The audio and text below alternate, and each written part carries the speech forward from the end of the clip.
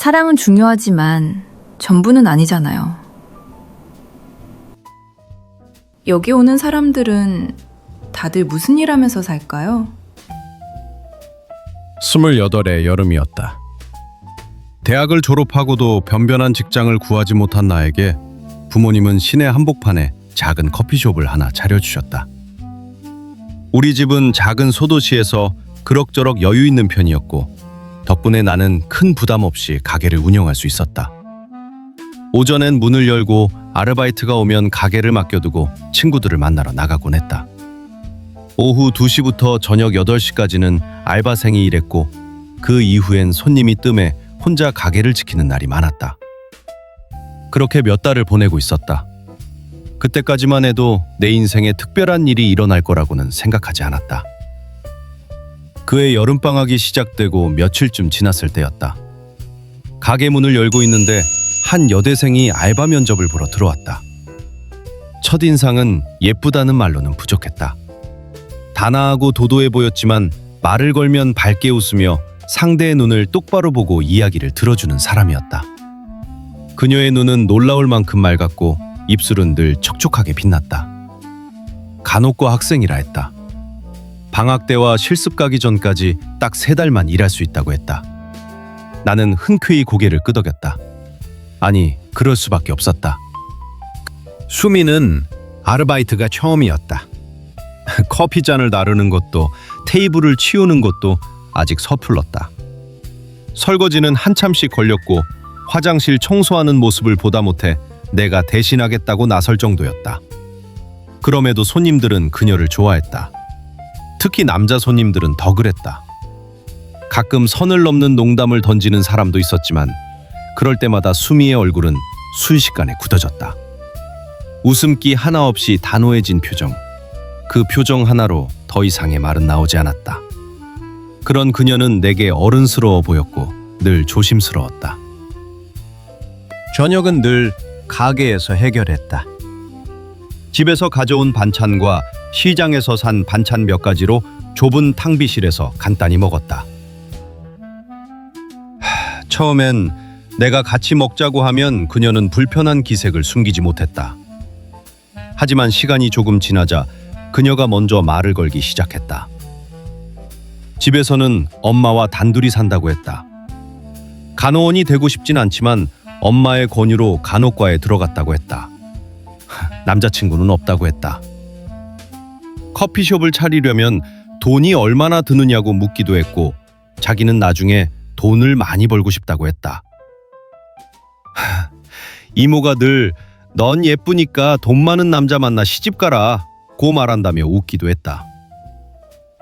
생각보다 수다스러웠고 놀랄 만큼 솔직했다. 나는 그런 그녀가 좋았다. 계약을 앞두고 수미는 아르바이트 시간을 바꿔달라고 했다. 수업 때문에 저녁부터 마감까지 일하고 싶다고 했다. 사실 그 시간은 나 혼자서도 충분히 감당할 수 있었지만 나는 그녀의 말을 들어주었다. 그날은 비가 오고 있었다. 9시가 지나자 가게엔 손님이 거의 없었다. 턴테이블에서는 팝송이 흘러나왔고 LP를 고르던 그녀의 옆모습이 가게 조명에 비쳤다. 그 순간 그녀는 눈부시게 아름다웠다. 빛마저 그녀 편인 것 같았다. 나는 한참을 멍하니 그 모습을 바라보고 있었다. 시선을 느꼈는지 그녀가 고개를 들었다. 우리의 눈이 잠깐 마주쳤다. 나는 당황했고 그녀는 시선을 피했다.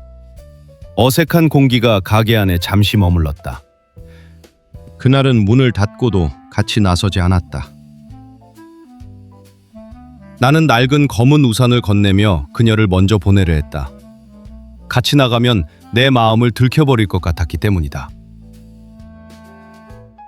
한참 뒤 가게를 나서려는데 문이 다시 열렸다. 수미가 비닐 우산을 하나 들고 다시 들어왔다. 비가 갑자기 더 거세졌다고 했다. 나는 고개를 들지 못한 채 차가 있으니 주차장까지만 같이 가자고 말했다. 주차장으로 걷는 동안 바람이 불었다. 그녀의 머리카락이 자꾸 내 얼굴을 스쳤다. 집이 어디냐고 묻자 걸어서 20분쯤 걸린다고 했다. 비가 너무 많이 와 차로 데려다 주겠다고 했다. 그녀는 잠시 망설이다가 내 옆자리에 앉았다. 차 안은 조용했다. 카세트에서 흐르던 팝송, 와이퍼 소리, 유리에 부딪히는 빗소리만 유난히 크게 들렸다. 그녀가 조용히 물었다. 지금 나오는 음악 제목이 뭐예요? 나는 대답했다. Right Here Waiting. 리차드 막스 노래야. 그녀는 오늘 분위기와 잘 어울린다고 했다. 그날 밤 집으로 돌아오는 길에 나는 알았다. 이미 그녀를 사랑하게 되었다는 걸. 그녀는 아직 어렸다. 이 마음을 거부하려 했지만 내 의지대로 되지 않았다. 그 후로도 수미는 달라진 게 없었다. 달라진 건 나뿐이었다. 그러던 어느 날 가게로 전화가 왔다. 수미는 병원에 있었고 맹장 수술을 해야 했다. 엄마는 외할아버지 기일이라 다른 지역에 사시는 외삼촌 댁에 가셨다고 했다. 보호자가 필요하다고 했다. 나는 병원으로 달려갔다. 보호자 사인을 했고 수술비를 수납했다. 그녀의 곁을 지켰다. 수술이 끝나고 마취에서 깨어났을 때 그녀는 내 손을 꼭 잡고 있었다. 그 순간 나는 이미 돌이킬 수 없는 마음이 되어 있었다. 그 후 수미는 아르바이트를 그만두었다. 하지만 매일 커피숍에 왔다. 바쁠 때면 서빙도 도와주었다. 우리는 연인도 아니고 사장과 직원도 아닌 애매한 사이가 되었다. 나는 조심스러웠다. 그러던 어느 날 그녀가 먼저 내 마음을 열어주었다. 그리고 나는 그 고백을 거절하지 못했다. 아름답고 수다스러운 수미는 내 곁에 있을 때 나를 밀어내지 않았다. 그녀는 내 손을 피하지 않았고 입맞춤도 망설이지 않았으며 그녀는 말없이 모든 걸 내게 맡겼다. 마치 지금 이 순간만큼은 당신을 믿는다고 조용히 허락해 주는 것처럼. 나는 그녀가 웃고 행복해하는 모습을 보는 것만으로도 이미 충분히 행복했다. 그래서 더 잘해주고 싶어졌고 더 많이 지켜주고 싶어졌다.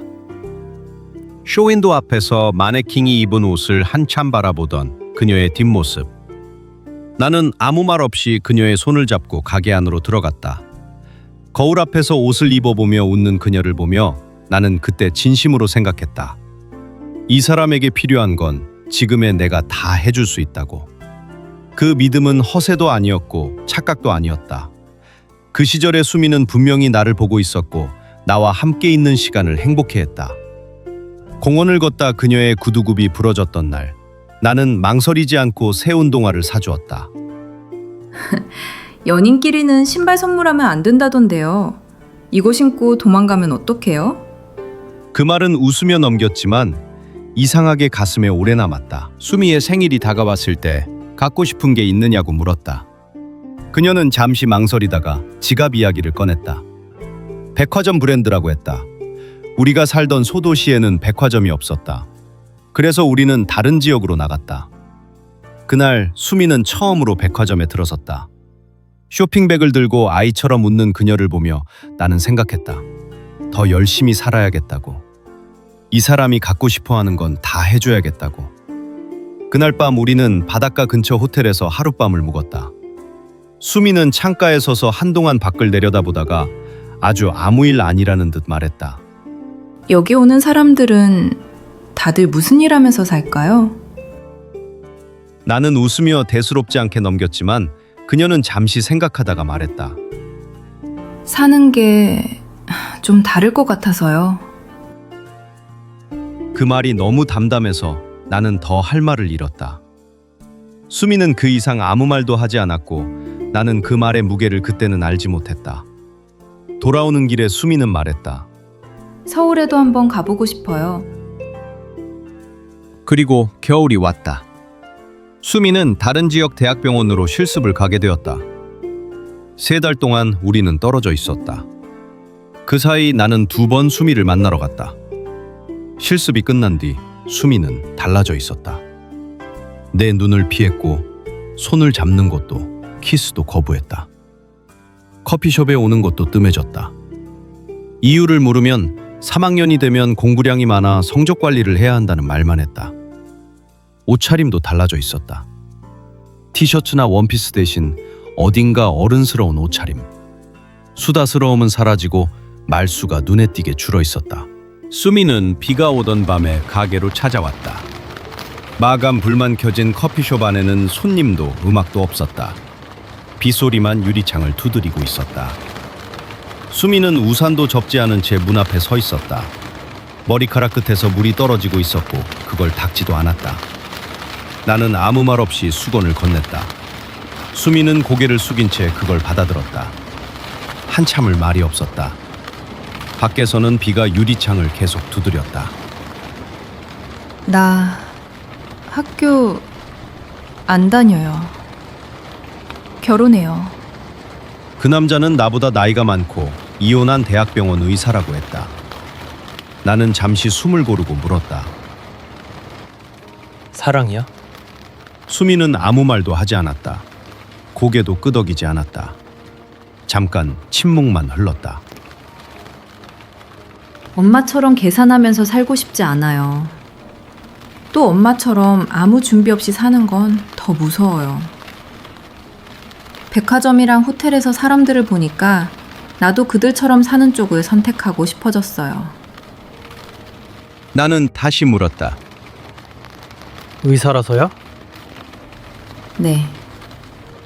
그 대답은 짧았고 명확했다. 그녀는 미안하다는 말도 고맙다는 말도 하지 않았다. 오빠는 좋은 사람이에요. 그래서 나랑은 안 맞아요. 사랑은 중요하지만 전부는 아니잖아요. 그 말에는 감정이 없었다. 그 말은 정리였고 판결이었다. 수미는 우산을 들고 문을 열었다. 비가 세차게 쏟아지고 있었다. 나는 끝내 붙잡지 않았다. 붙잡아도 이미 선택은 끝났다는 걸 알고 있었기 때문이다. 문이 닫히고 가게 안에는 비소리만 남았다. 그날 밤 수미는 떠났고 나는 그 이유를 끝내 이해하지 않기로 했다. 수미가 떠난 뒤 나는 한동안 술로 밤을 보냈다. 술이 아니면 밤을 넘길 수가 없었다. 부모님도 친구들도 걱정할 정도였다. 배신감 때문이었고 초라해진 내 모습 때문이었다. 그녀가 미웠고 그렇게 쉽게 떠날 거면 왜 먼저 고백했는지 원망하지 않으면 견딜 수가 없었다. 원래 그런 여자였던 걸까? 내가 너무 순진했던 걸까? 이용당한 걸까? 그 생각들은 술 기운을 타고 점점 더 독해졌다. 그러다 어느 날 위가 견디지 못했다. 응급실 침대에 누워 천장을 보며 아무 생각도 할 수 없게 되었을 때 그제야 알았다. 이건 사랑의 문제가 아니라 내가 나를 버리고 있다는 걸. 그녀를 잃은 건 견디겠지만 나까지 잃고 싶지는 않았다. 그날 이후 나는 조금씩 생각하기 시작했다. 가만히 돌아보면 수미는 늘 현실적인 아이였다. 가난을 두려워했고 불안정한 삶을 싫어했다. 엄마와 단둘이 살아오며 미래를 미리 계산하는 법을 너무 일찍 배운 아이였다. 나는 그녀에게 지금의 편안함은 줄 수 있었지만 확실한 앞날은 보여주지 못했다. 커피숍 사장이라는 이름, 그럭저럭 사는 남자. 그에 비해 그 남자는 흰 가운 하나로 미래를 설명할 수 있는 사람이었을 것이다. 안정, 신분, 보장된 삶, 그리고 이미 정리된 결혼의 자리. 어쩌면 수미는 누군가의 빈자리를 채운 게 아니라 자기 인생의 불안을 그 자리에 내려놓았는지도 모른다. 나는 이해하려 애썼다. 정말로. 하지만 이해와는 별개로 마음은 무너졌다. 배신감은 그녀가 떠났기 때문에 생긴 게 아니었다. 나보다 더 나은 조건을 택했다는 사실, 그 앞에서 내 사랑이 설명조차 되지 않는다는 느낌. 그게 사람을 가장 깊이 상처 입힌다는 걸 그때 처음 알았다. 그 후로 나는 누군가를 사랑할 때 조심스러워졌다. 마음을 주는 것보다 그 마음을 지킬 수 있는지를 먼저 생각하게 되었다. 지금의 나는 그때보다 훨씬 나이가 들었고 삶은 그럭저럭 흘러갈 만큼은 흘러왔다. 수미를 떠올려도 이제는 가슴이 무너지지 않는다. 수미는 내 첫사랑이었고 내가 처음으로 현실 앞에서 진 사랑이었다. 대신 그 시절의 나를 조금 안쓰럽게 바라본다. 사랑 하나로 세상을 다 줄 수 있다고 믿었던 남자. 하지만 그 사랑으로는 세상을 살아가기엔 아직 부족했던 남자였다. 그래서 그저 바란다. 그녀가 행복하게 살고 있기를. 그리고 그 시절이 내 인생에서 가장 아팠던 시간이었음을 이제는 굳이 되새기지 않아도 알고 있다. 내 청춘의 아픈 첫사랑도 이제는 그저 하나의 추억으로만 남아있다.